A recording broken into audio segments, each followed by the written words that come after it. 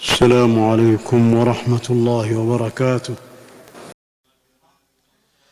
تمام تعریفیں اللہ تعالیٰ کے لیے ہیں جو عزت و جلالت اور کرم والا ہے، جو بادشاہ ہے، نہایت پاک اور سلامتی والا ہے۔ میں اللہ پاک کی ان نعمتوں پر تعریف بیان کرتا ہوں جنہیں ہم جانتے ہیں یا نہیں جانتے، اور میں گواہی دیتا ہوں کہ اللہ تعالیٰ کے سوا کوئی معبود برحق نہیں، وہ تنہا ہے، اس کا کوئی شریک نہیں، وہ فضل و بخشش والا ہے۔ اور میں گواہی دیتا ہوں کہ ہمارے نبی و سردار محمد صلی اللہ علیہ وسلم اس کے بندے اور رسول ہیں۔ ہمارے نبی و سردار محمد صلی اللہ علیہ وسلم اس کے بندے اور برگزیدہ رسول ہے۔ اے اللہ، رحمت، سلامتی اور برکتیں نازل فرما اپنے بندے اور رسول محمد صلی اللہ علیہ وسلم پر، آپ کی آل پر اور آپ کے نیکوکار صحابہ کرام پر۔ حمد و صلات کے بعد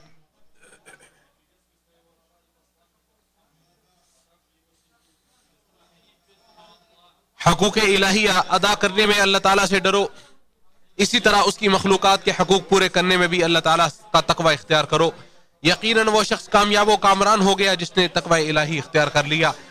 اور وہ شخص ناکام و نامراد ہو گیا جس نے حقوق کی پاسداری نہ کی بلکہ سرکشی اور طغیانی اختیار کی۔ جیسا کہ ارشاد باری تعالیٰ ہے، اور جو شخص اللہ تعالیٰ سے ڈرتا ہے، اللہ تعالیٰ اس کے لیے مشکلات سے نکلنے کی کوئی راہ پیدا کر دیتا ہے، اور اسے ایسی جگہ سے رزق دیتا ہے جہاں سے اسے وہم و گمان بھی نہیں ہوتا، اور جو شخص اللہ تعالیٰ پر بھروسہ کرے تو وہ اس کے لیے کافی ہو جاتا ہے۔ اور مزید ارشاد فرمایا، اور جو شخص اللہ تعالیٰ سے ڈرے گا وہ اس سے اس کی برائیاں دور کر دے گا اور اسے بڑا اجر عطا فرمائے گا۔ اور دوسرے مقام پہ اللہ تعالیٰ نے ارشاد فرمایا، بس لیکن جو حد سے بڑھ گیا اور اس نے دنیا کی زندگی کو ترجیح دی تو بے شک جہنم ہی اس کا ٹھکانہ ہے۔ اور رہا وہ شخص جو اپنے رب کے سامنے کھڑا ہونے سے ڈر گیا اور اس نے اپنے نفس کو خواہش سے روک لیا تو بے شک جنت ہی اس کا ٹھکانہ ہے۔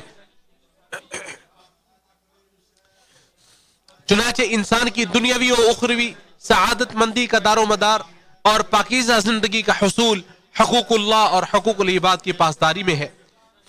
اور انسان کا خسارہ، بدبختی، ہلاکت و بربادی، جہنم میں دائمی ٹھکانہ حقوق اللہ اور حقوق العباد کو ضائع کرنے میں اور لوگوں پر ظلم کرنے میں ہے۔ جیسا کہ ارشاد باری تعالیٰ ہے، اور یہی وہ بستیاں ہیں ہم نے انہیں ہلاک کر دیا جب انہوں نے ظلم کیا، اور ہم نے ان کی ہلاکت کے لیے ایک مقررہ وقت رکھ دیا تھا۔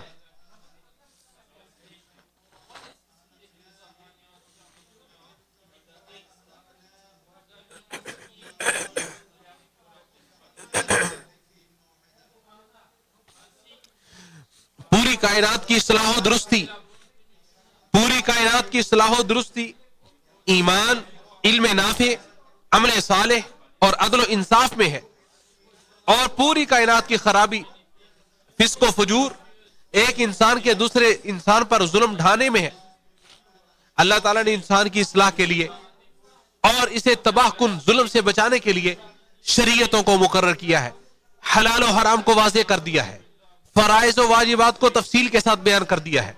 حقوق کو بیان کر کے ان کی پاسداری کو لازم قرار دے دیا ہے، تاکہ انسان اپنی زندگی میں اور اپنی موت کے بعد سعادت مندی سے سرفراز ہو سکے۔ خیر و بھلائی کے کاموں میں تعاون کرنے کو واجب قرار دیا ہے، باہمی رحم دلی، نرم خوئی، مظلوم کی مدد، خیر و بھلائی کے پھیلاؤ، شر اور تکلیف و اذیت سے باز رہنے کو بھی واجب قرار دیا ہے، کیونکہ زندگی اس کے بغیر درست نہیں ہو سکتی۔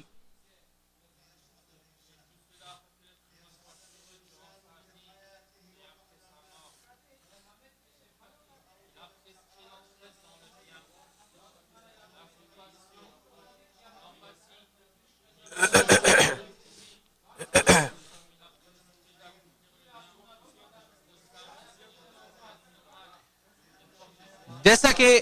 نعمان بن بشیر رضی اللہ تعالی عنہ سے روایت ہے کہ رسول اللہ صلی اللہ علیہ وسلم نے ارشاد فرمایا، مومنوں کی آپس میں ایک دوسرے کے ساتھ محبت و مودت اور باہمی ہمدردی کی مثال جسم کی طرح ہے کہ جب اس کا کوئی عضو تکلیف میں ہوتا ہے تو سارا جسم اس تکلیف کو محسوس کرتا ہے، اسی طرح کے بئی طور کے نیند اڑ جاتی ہے اور پورا جسم بخار میں مبتلا ہو جاتا ہے۔ اسے بخاری اور مسلم نے روایت کیا ہے۔ اور عبداللہ بن عمر رضی اللہ تعالی عنہما سے روایت ہے کہ رسول اللہ صلی اللہ علیہ وسلم نے ارشاد فرمایا مسلمان کا بھائی ہے، وہ نہ خود اس پر ظلم کرتا ہے اور نہ اسے کسی ظالم کے حوالے کرتا ہے۔ جو شخص اپنے بھائی کی کوئی حاجت پوری کرنے میں لگا رہتا ہے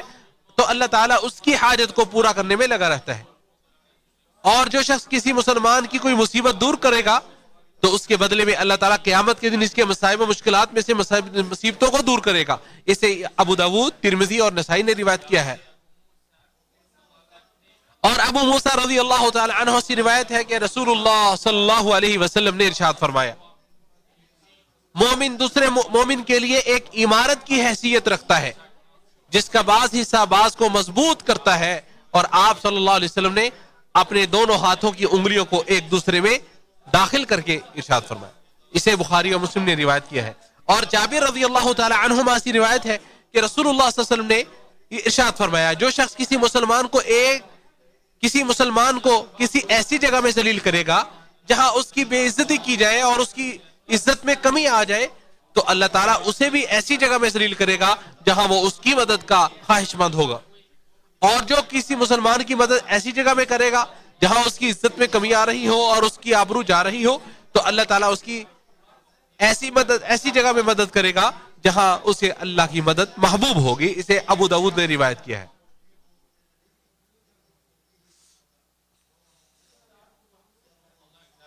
اور اللہ تعالیٰ نے ارشاد فرمایا، اور اہل ایمان مرد اور اہل ایمان عورتیں ایک دوسرے کے رفیق و مددگار ہوتے ہیں، لہذا ایک مسلمان سختی اور خوشحالی، مصیبتوں، بلاؤں اور غمناک حالات میں دوسرے مسلمان کا ساتھ دیتا ہے۔ ارشاد باری تعالیٰ ہے، بے شک مسلمان آپس میں بھائی بھائی ہے۔ اللہ تعالیٰ نے مزید فرمایا، بے شک تمہاری یہ امت ایک ہی امت ہے اور میں ہی تمہارا رب ہوں، سو میری عبادت کرو۔ اور حذیفہ رضی اللہ تعالیٰ عنہ سے روایت ہے کہ نبی صلی اللہ علیہ وسلم نے ارشاد فرمایا، جو شخص مسلمانوں کے معاملے کا اہتمام نہیں کرتا وہ ان میں سے نہیں ہے، اور جو شخص صبح و شام اللہ، اس کے رسول، اس کی کتاب، عام مسلمانوں اور ان کے حکمرانوں کی خیر خواہی نہیں کرتا وہ بھی ان میں سے نہیں ہے۔ اسے طبرانی نے جامع صغیر میں روایت کیا ہے۔ اے امت اسلامیہ، اے وہ لوگوں جن پر اللہ نے ایک دوسرے کے ساتھ رحم و کرم، ایک دوسرے کے ساتھ ہمدردی و غم گساری، ایک دوسرے کے ساتھ شفقت و محبت، یکجہتی و تعاون اور نصرت و تائید کو فرض قرار دیا ہے، غزہ کے اپنے کمزور بھائیوں کی مدد کرو، بچوں، عورتوں، بوڑھوں کی مدد کرو، جن پر بھوک و پیاس کی شدت اور بھیانک مصیبت مسلط ہے، کثرت دعا کے ذریعے ان کی مدد کرو، غذائیں پہنچا کر ان کی مدد کرو، دوائیاں پہنچا کر ان کی مدد کرو، مال اور کپڑے کے ذریعے ان کی مدد کرو، ان کی ضروریات کو پورا کرو، ان کے مصائب و مشکلات کو دور کرنے کی کوشش کرو، اور چندے عطیات کے ذریعے ان کی مسلسل مدد کرو، اور یہ جان لو کہ اللہ رب العزت نے ارشاد فرمایا ہے، اور تم جو بھی خرچ کرتے ہو وہ اس کی جگہ اور دیتا ہے اور وہ سب رزق دینے والوں میں سے بہتر ہے، اور وہ سب رزق دینے والوں سے بہتر ہے۔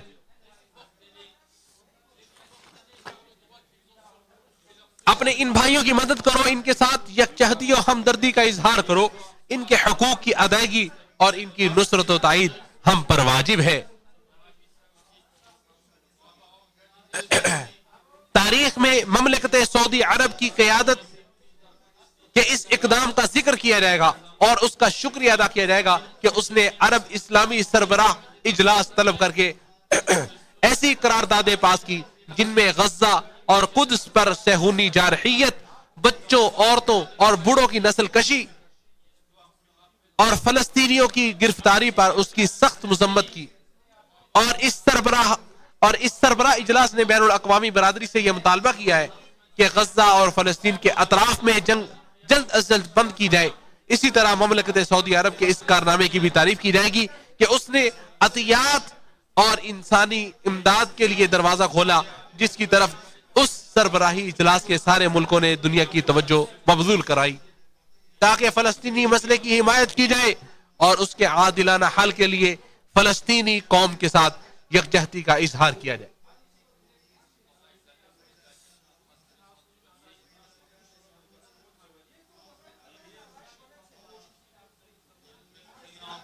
اور ہمارے پروردگار نے یہ ارشاد فرمایا ہے، اور جن لوگوں نے کفر کیا ان کے بعض کے دوست ہیں،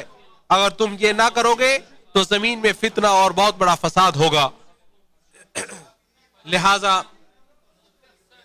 اہل فلسطین کے لیے اللہ عز و جل اور اس کے بعد پھر امت اسلامیہ ہی سہارا ہے، اور جو چیز مسلمانوں کو ان کے نفس کی برائی سے بچا سکتی ہے وہ اللہ تعالی کا، اللہ عز و جل کا تقوی،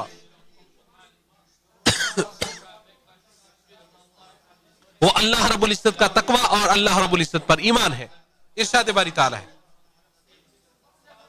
بے شک اللہ تعالیٰ ان لوگوں کے ساتھ ہے جو ڈر گئے اور ان لوگوں کے بھی ساتھ ہے جو نیکی کرنے والے ہیں۔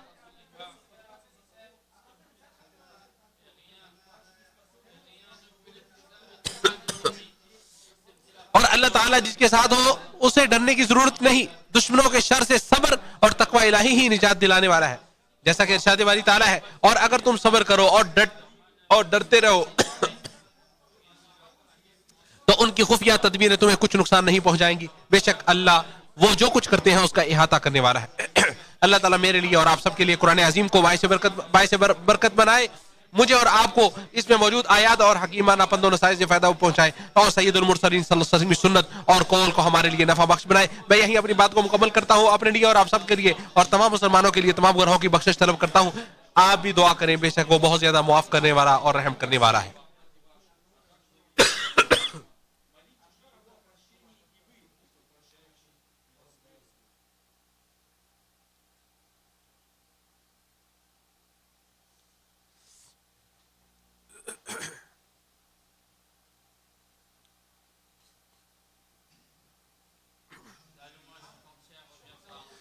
تمام تعریفیں اس اللہ رب العالمین کے لیے ہیں جو کتاب کو نازل کرنے والا، باطلوں کو چلانے والا اور دشمنوں کو نیست و نابود کرنے والا ہے۔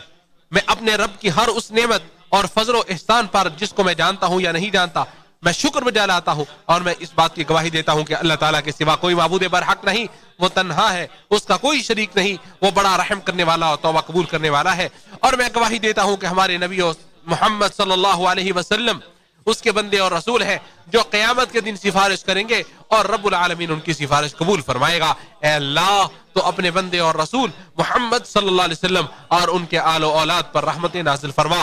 حمد و صلات کے بعد اللہ تعالیٰ سے ڈرو اور اپنے اعمال کو اللہ رب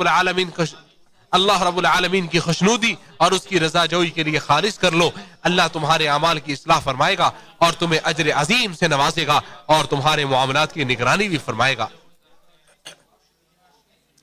مسلمانوں، تم سب مل کر اللہ تعالیٰ کی رسی کو مضبوطی سے تھام لو، تفرقہ بازی سے بچو، ماضی کے احداث و واقعات سے عبرت حاصل کرو۔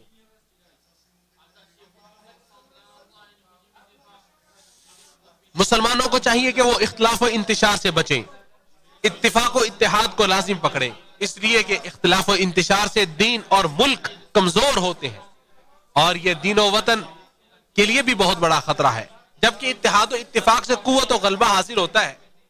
اللہ رب العالمین کی یہ سنت چلی آ رہی ہے کہ وہ ہمیشہ ظالموں کے خلاف اہل حق صبر و یقین اور استقامت اختیار کرنے والوں کی ہی مدد فرماتا ہے۔ ارشاد باری تعالیٰ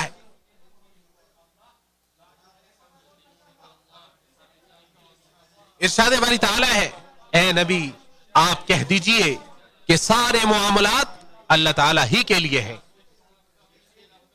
اور نبی کریم صلی اللہ علیہ وسلم